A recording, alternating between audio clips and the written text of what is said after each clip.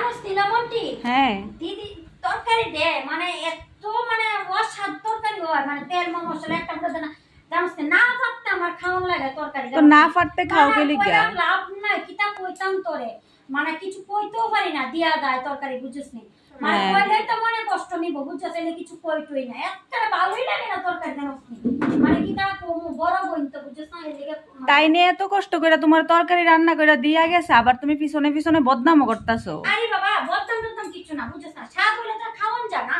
হ্যাঁ ও কিছু কইতে পারি না আমাকে রাগ হয়ে যায় বাবা বড় বইন তো রাগ ছোট বইন দিয়ে তো শুনো না শুনো তোমারে আছে না তরকারি দিতে হনে তো বুঝিয়ে দিতেইব কারণ তুমি তো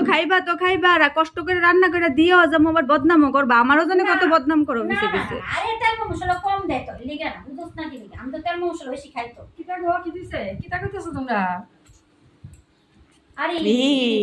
দিদি আইয়া শুইনা লাইছে আর